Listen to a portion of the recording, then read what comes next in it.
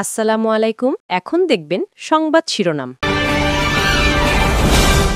একই দিনে হবে সংসদ নির্বাচন ও গণভোট। ভোটের অনুপাতে উচ্চকক্ষ গঠন, সনদ বাস্তবায়ন আদেশের আলাদা আলাদা বিষয়ে সকাল থেকে চাপা উত্তেজনা রাজধানী ঢাকা সহ বিভিন্ন স্থানে। সতর্ক আইন শৃঙ্খলা বাহিনী, বিএনপি জামায়াত সহ বিভিন্ন দল ও সংগঠনের মিছিল। রাজশাহীতে বিচারকের বাসায় ঢুকে স্কুল পড়ুয়া ছেলেকে কুপিয়ে হত্যা, হামলায় স্ত্রী আহত, আটক একজন।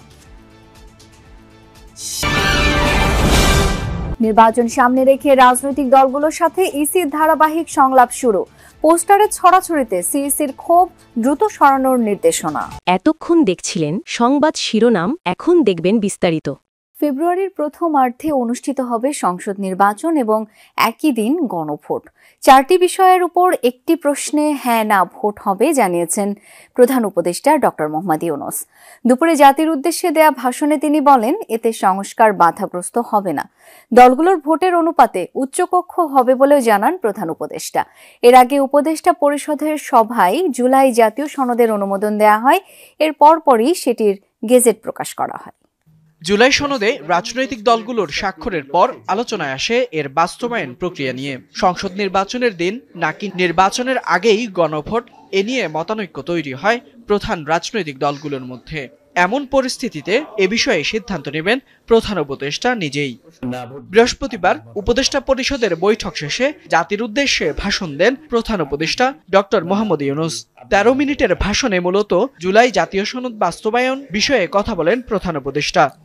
জানান, জুলাই সনদের অনুমোদন দিয়েছে উপদেষ্টা পরিষদ। তিনি বলেন, সংস্কার ইস্যুতে বড় ধরনের কোনো মতপার্থক্য নেই। জুলাই সনদ একটি বড় কাজ বলে উল্লেখ করেন ডক্টর ইউনূস।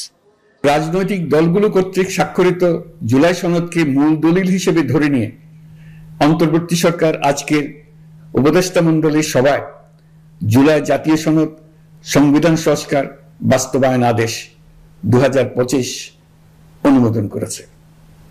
এটা বিরাট খবর। প্রয়োজনীয় স্বাক্ষর শেষে এটি ইতিমধ্যে গেজেট নোটিফিকেশন করার পর্যায়ে পৌঁছে গেছে। গণভোটের বিষয়টিও স্পষ্ট করেন প্রধান উপদেষ্টা। জানান, ভোটের দিনই হবে গণভোট। আমি জাতীয় সংসদ নির্বাচনের দিনই গণভোটের আয়োজন করা হবে, অর্থাৎ জাতীয় নির্বাচনের মতো গণভোটও ফেব্রুয়ারির প্রথমার্ধে একই দিনে অনুষ্ঠিত হবে। এতে সংস্কারের লক্ষ্য কোনোভাবে বাধাগ্রস্ত হবে না।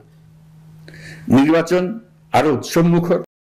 শেখ হাসিনার মামলার রায়ের তারিখ ঘোষণাকে কেন্দ্র করে রাজধানীতে কঠোর নিরাপত্তা ব্যবস্থা। গুরুত্বপূর্ণ পয়েন্টগুলোতে মোতায়েন রয়েছে পুলিশ, র্যাব ও বিজিবি। অন্য দিনের তুলনায় সাধারণ মানুষ এবং যান চলাচল কিছুটা কম, তবে সময়ের সাথে সাথে সেটা স্বাভাবিক হয়ে ওঠে। অন্যান্য স্বাভাবিক দিনের মতো ছিল না বৃহস্পতিবারের সকাল। বাসে অগ্নিসংযোগ, ককটেল বিস্ফোরণের আতঙ্ক নগরবাসীর চোখে মুখে। কখন কি ঘটে যায় সেই শঙ্কা নিয়েই কর্মস্থলের পথে ছোটেন সবাই। কেননা ব্যবসা প্রতিষ্ঠানগুলো খোলা, স্বাভাবিক কার্যক্রম চলে শিক্ষা প্রতিষ্ঠানেও। ভোর থেকেই বেশিরভাগ সড়ক ফাঁকা, তবে সকাল 8টা থেকে 9টা পর্যন্ত অফিস সময়ে সড়কে গণপরিবহন কিছুটা বাড়ে। ছিল মানুষের পদচারণাও। ভয় লাগে, তারপরও চাকরি বাঁচানোর তাগিদে যাইতে হতো, অফিসের কাজ করতে যাইতে হবে। তো ভাঙচুর, ককটেল বিস্ফোরণ এগুলো চলছে, তাতে আমাদের ভয় লাগে। কিন্তু সকল ভয়কে উপেক্ষা করে এখন আমাদেরকে জীবিকার তাগিদে যেতে হয়। শুধু ভয় না, এটা হচ্ছে আমাদের দেশের ক্ষতি, একটা পরিবারের ক্ষতি। 10টা থেকে বেলা 12টা পর্যন্ত রাজশাহী মহানগর ও দায়রা জজ আদালতের বিচারক আব্দুর রহমানের স্কুল পড়ুয়া ছেলেকে বাসায় ঢুকে কুপিয়ে হত্যা করা হয়েছে। আহত হয়েছেন বিচারকের স্ত্রী। বিকেল 3:30টার দিকে নগরীর ডাবতলায় বিচারকের বাসভবনে এ ঘটনা ঘটে। পুলিশ জানায়, লিমন নামের এক যুবক হঠাৎ বাসায় প্রবেশ করে নবম শ্রেণী পড়ুয়া তাওসিফ রহমান সুমনের উপর হামলা চালায়। বাধা দিতে গেলে আহত হন বিচারকের স্ত্রী তাসমিন নাহার। হাতাহাতিতে আহত হয় লিমন নামের ওই যুবক। এক পর্যায়ে সুমনকে দেশীয় অস্ত্র দিয়ে এলোপাতাড়ি কোপানো শুরু করে লিমন। ঘটনাস্থলে নিহত হন বিচারকের ছেলে সুমন।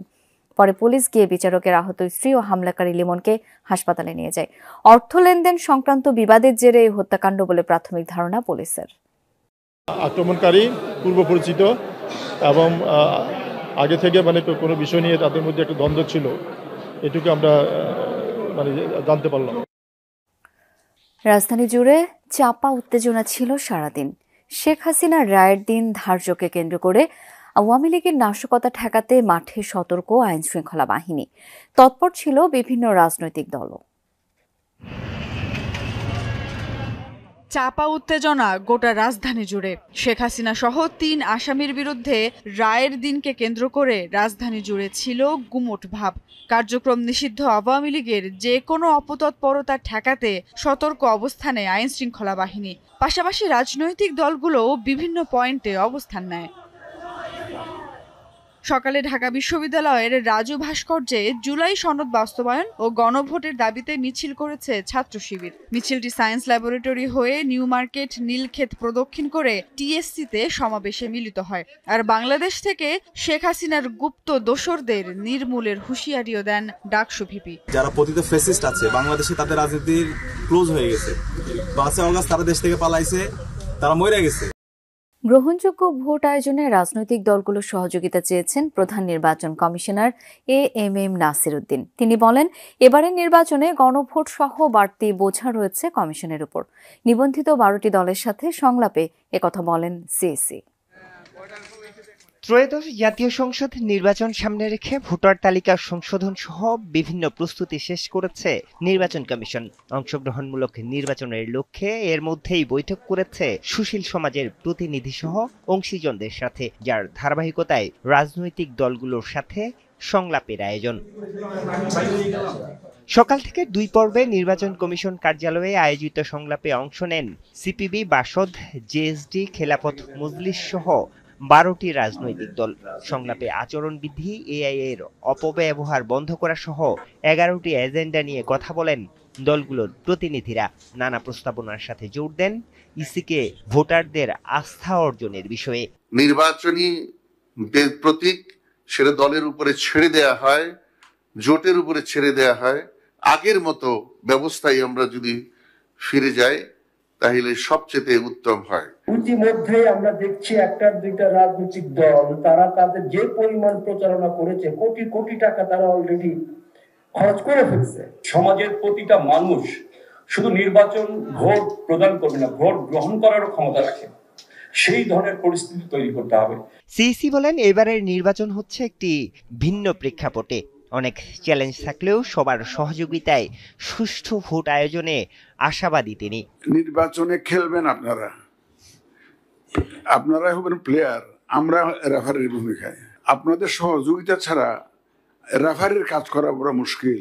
আমরা কমিটেড, প্রতিশ্রুতিবদ্ধ জাতির কাছে যে আমরা একটা সুষ্ঠু, সুন্দর, ক্রেডিবল, গ্রহণযোগ্য নির্বাচন আমরা দিতে চাই, উপহার দিতে চাই। রাজধানী জুড়ে